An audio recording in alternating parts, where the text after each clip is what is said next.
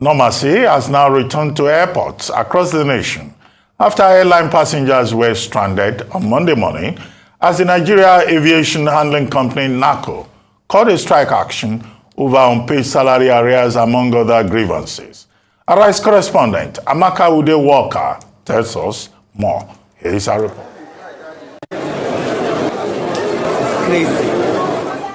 Intending air travelers were greeted with cancellations when they arrived at major airports across the country. Domestic and international airlines that use the services of the Nigerian Aviation Handling Company PLC NAHCO were forced to abruptly stop operation when the company's workers failed to turn up to provide services to the airlines. The airlines, which did not get prior notice, were told that the workers of the company embarked on strike action over issues relating to their wages. None. There wasn't any prior information before today. We just woke up, I think that information, we got heads up on that around 3-4 a.m. thereabouts. And of course, at that moment, it was late to even pass information to the passengers. So we resumed here as early as 5:30. Passengers were already here waiting to be checked in. The strike action has now been called off, with unions resolving to withdraw an earlier court order. They will now continue negotiations on Wednesday, which must be concluded within a week amongst other resolutions reached by all parties. International flights that used the services of NAHCO that flew into Nigeria earlier on Monday morning departed empty, losing huge amounts of money in revenue and passengers unhappy and frustrated. Actually, I really don't understand how Nigeria operates when it comes to international airlines. So we booked a flight for Abuja to Manchester. And we're supposed to leave around 1 p.m. So we've been here since morning, and we're just standing in the sun there. No one talks to us. And for me now, I don't know anywhere. I don't know anyone here. I came from Lagos. The flight has really spoiled my plan already, because I was supposed to be in the UK tomorrow. Right now, I can't say when I will be landing because I don't know the dates yet. Nigeria's major carrier, Air Peace, says it lost about 500 million naira to flight cancellations, and that the few hours disruption has a ripple effect on operations. That strike caused a whole lot of disruption because we cancelled about 8 flights. That's in Abuja alone, because most of the flights are in the morning. And then we rescheduled some to depart maybe around 1 thereabouts, but that information didn't come on time. And we had passengers with us, we had to give them updates. And then most of the sunset stations that we don't fly into in the evening, you won't leave passengers till evening, and then you start cancelling those flights. So we had to take a decision early enough, and then we canceled those flights. It's going to take a few days for us to adjust, because imagine flights that were cancelled today, we have to look at, is it possible to accommodate them tomorrow? So it's going to have a ripple effect on subsequent flights and some passengers too. The Nigerian aviation sector, which was adjudged the fastest growing sector, adding a whopping $1.7 billion to the Nigerian economy prior to the COVID-19 pandemic, has been hit with a myriad of challenges in recent months. Experts say aviation has to be prioritized for it to witness an exponential growth in the economy. Amaka Ude Walker, Arise News. Joining us now from Murtala Mohammed Airport in Lagos is Captain Ado Sanusi, Managing Director, CEO, Aero Contractors. Good morning, Ado. Good to have you on the program. Good morning. Good morning. Well, thank you for joining us very quickly.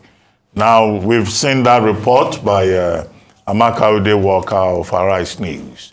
But the question is this: who is going to pick up the cost of the damages that have been suffered by passengers who were stranded, who went through so much frustration and anger? Or the matter will just end like that and everyone will just move on? Yeah, Doctor, you see, the problem that we have is this has also exposed a lot of shortcomings in our aviation sector, in our troubled aviation sector. I mean, the unions will claim that it's their right to strike. Unfortunately, the passengers and the airlines are the ones that suffer the most, not the handling company. In a normal society, I think due process will be followed before the strike action should take place. And I think the NCAA should investigate fully and find out exactly whether the unions followed the due process before they went on strike. And if they did, what did the handling company did? Did they inform the passengers through the airlines so that everybody will understand that they don't have to go to the airport and the airlines might have to cancel flights, as is done everywhere in the world?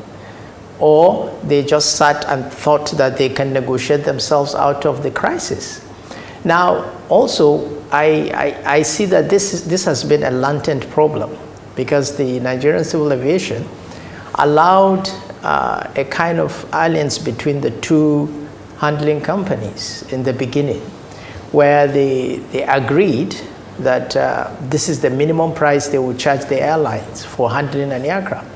Now that in itself created a cartel inside a deregulated market, which will give the unions, of course, the impetus to say, well, we have a kind of an agreement between the two companies, and we can definitely, when we strike, definitely the other company cannot afford to come in to save the situation.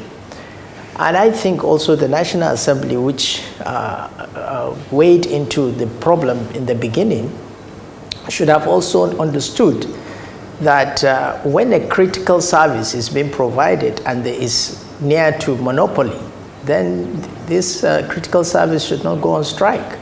Because if you look at it, the international flights, some of them went back empty, some were diverted, some of them were delayed. And that puts Nigeria in a bad light internationally. All right, thank you, Captain. Now, the agitations of NAHCO staff is around wages. And as you've mentioned, they're well within their rights to embark on a strike. However, operators have complained that they didn't get any notice at all before the workers embarked on this strike, thereby taking them by surprise. And like you've mentioned, the constituent effect of their actions. I'd like you to explain to our viewers what the agitations were. Have you had an opportunity, have operators or the handlers had an opportunity to dialogue, and they've called off the strike now? What should we be expecting another strike in the near future? Well, we have to address the problem. First, when you have a sector, you identify the critical points in that sector. Handling is very critical for a safe operation of an airplane or safe operation of airlines. I believe the workers are agitating for better pay and also maybe their entitlements were not paid and there's a layoff or something like that. I'm not too sure because I'm not aware of what is happening there. But whenever you have a situation like this, there are actual places that you will not allow the strike to affect.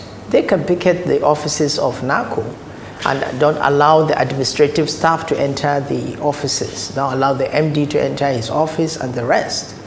But the moment you take the action to the airport is a national security thing for you to stop a flight or for you to stop a passenger who by no means was not involved in selecting a handling company. He's just a collateral damage. So why would they go to that level in actually depriving passengers in entering the airplane? I don't think there should be a flight disruption because NAHCO staff are aggrieved, or any other handling company for that matter. I think they should have taken it to NAHCO headquarters and solve it with NAHCO headquarters without disrupting the aviation, the livelihood of other people. And disrupting aviation services like airline flights and everything, I think should be taken seriously by the federal government. Anybody who interferes with a flight should be charged. Should be charged, period. Okay. Because that results into economic losses. Okay. And also it's a security issue. Okay, so two things. At first, we are here because we have a behemoth in the handling sector of aviation, which is NAHCO. It's a monopoly. It's so big. And that's why we're all grounded. I want to first have conversations with you about possibilities of breaking the monopoly, which I know it's an Herculean task, for the efficiency of the system. And secondly, will the airlines sue to be able to get their money back? Because Air says they lost 500 million. International airlines, I'm sure they lost hundreds of millions. Other airlines lost a lot of money. I don't know how much you lost as an airline. Somebody has to pay for that money. And I know you have to seek legal redress. When will the lawsuits start? Well, unfortunately, I doubt much if the lawsuit will start. But anyway, of course, aero contractors lost a lot of money. We cancel most of our flights, morning flights. The monopoly is, actually there are two companies, two handling companies in the country. And they provide this handling. And so it's near monopoly, as you said. Now, the lawsuits will be probably to the Nigerian Civil Aviation Authority first, and then you co-joined NAHCO and the rest to make sure that you get effective this, because there should be an investigation to find out whether due process was followed, and what are the rules of engagement when you are going to go on strike, especially when you provide critical services in that sector. Critical services are air traffic control, handling, fire service. These people should not go on strike to disrupt flight operations. They can go on strike. They have the right as Nigerians to go on strike, but they can go on strike to disrupt the administrative running of those agencies or those departments, not to disrupt the flow of traffic. They should not, because that is dabbling into national security. You can imagine if an airplane is coming in with 300-400 passengers to Nigeria, and he is told that the Nigerian airspace, or he cannot land because there is no handling company, he will have to divert. And that diversion going to another country with over 300 passengers, you can imagine the cost that will happen to that the airline. And of course, look at the local airlines. We cancel a lot of flights. Of course, we are struggling to survive, and then this comes in. This is also an economic impact on the country, and I think it should be investigated. We should find out who exactly is a culprit and bring him to book for that, and then we can now start talking about lawsuit. How about the passengers? The passengers lost so much, so many passengers. In your report, one of the passengers was going to Manchester, and he was saying he doesn't even know what to do. The passengers are the ones that took the heat, and we're all doing this for safe, efficient, picking people from one point to another. And I don't think it is expedient for any critical part of the aviation industry, or any industry for that matter, to be allowed to go on strike to disrupt the flow of traffic in the country. Okay, well, the point about due process, I think is worth taking. But what we must note is that NAHCO gave 5-day notice. They gave a 5-day notice to management that they were going to go on strike. Now they say they've commenced negotiations. So why did the authorities have to wait for the strike to take place? They went to court, yes, there was a court order, but that court order was not respected. And indeed, airlines, Qatar Airways, had to return a flight to Doha at the end of the day. What exactly is the problem? And what is the guarantee that these negotiations that they say will commence on January 25 will have any effect whatsoever? You are a major player at the airport. What exactly is the problem with regard to handling? There's no monopoly. There's SACO. SACO didn't go on strike. So NAHCO is a problem. And the bigger problem is with NAHCO. How do you think that problem can be solved, even beyond salary? Well, first of all, as I said, we have to break the monopoly. I mean, NAHCO can provide ad hoc services to all other, SACO, can provide ad hoc services to other airlines in case NAHCO is entangled with these issues with ATSAN and NAHCO. And if this negotiation fails, of course, we're going to go back to square one. The NCA also should license other players that are intending to come into the handling environment. And I believe until we go back and look at the latent problem in the aviation sector, we will still have this problem coming up after the 25th, because probably the negotiation will end up not yielding any fruits. So the issue is NAHCO is asking for something and NAHCO is not yielding to that.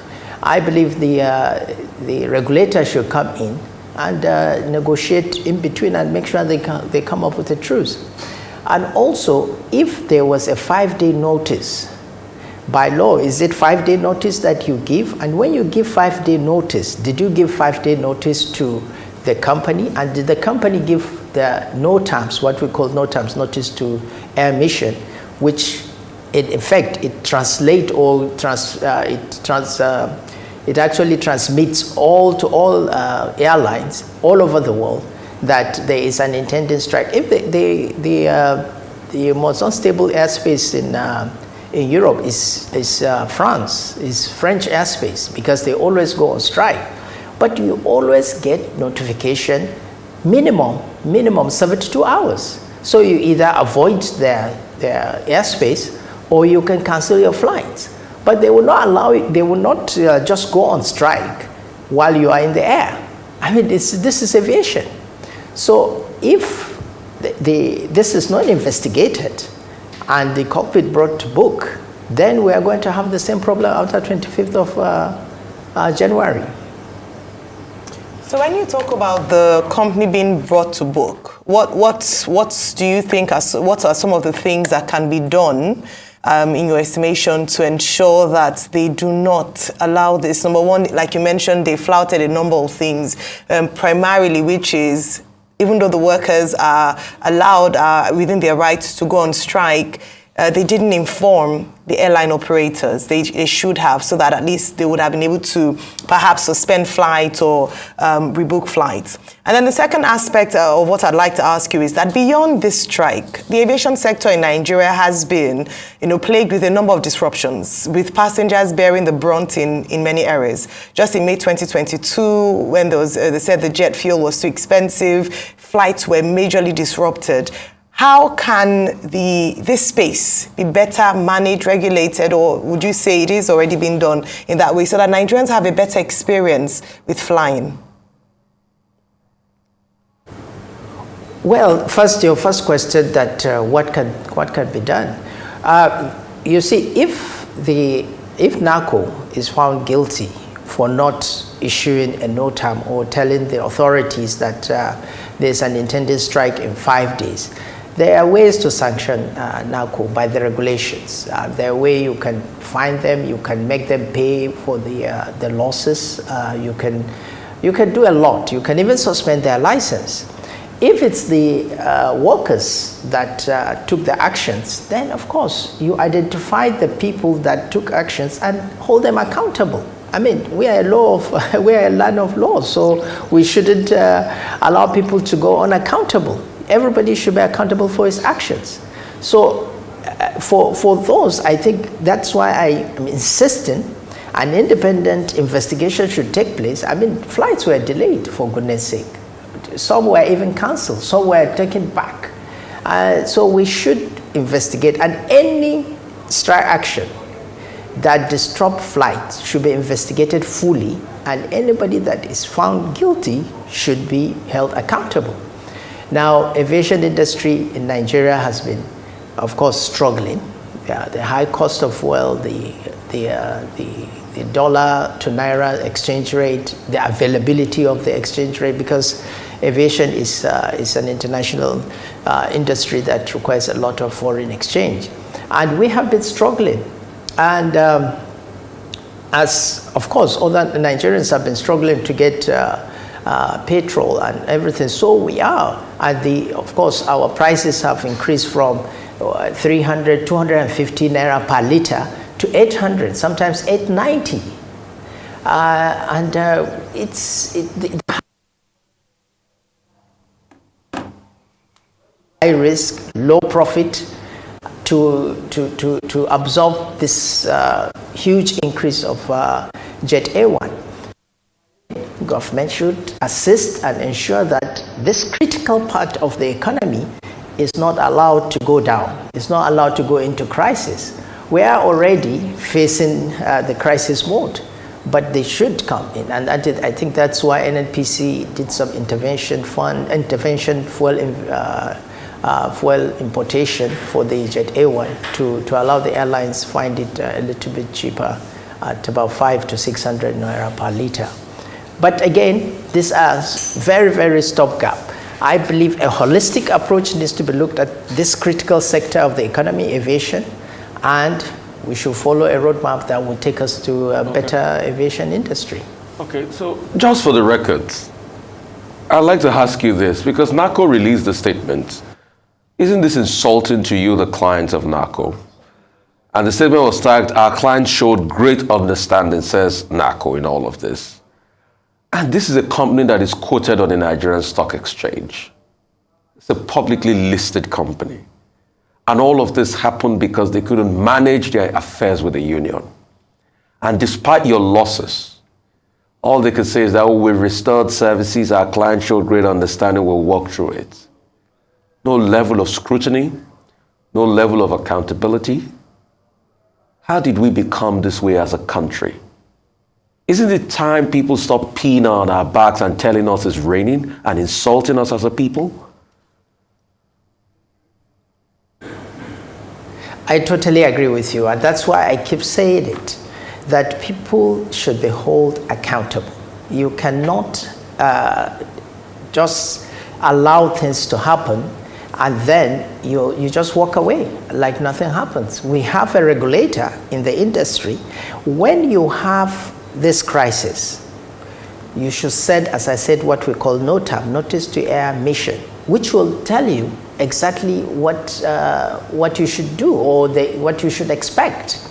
Now, for them to come and say we are sorry to the airlines, that this happened is beyond our control and everything, but hey, you knew right from the beginning. You are having a conversation with the unions, with NOATI and ATSEN. You knew where, as a management, you knew where the conversation was going to end. And you know the critical services you provide to the airlines. And these airlines cannot operate without you providing them these services because it's safety critical.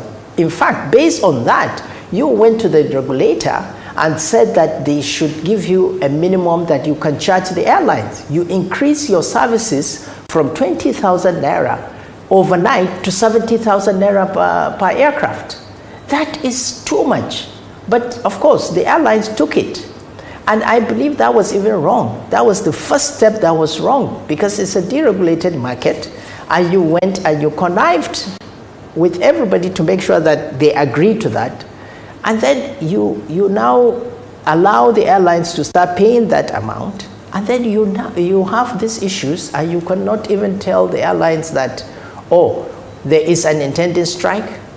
And aviation, there is so many ways you can take this information across to the airlines. You can do it through the NCAA, you can do it through the Nigerian Airspace Management Agency, for even the international airlines. All right, thank you so much. Remind you, there was no apology in that communique that was issued by them. You know, it was just a way thank you for expressing on this.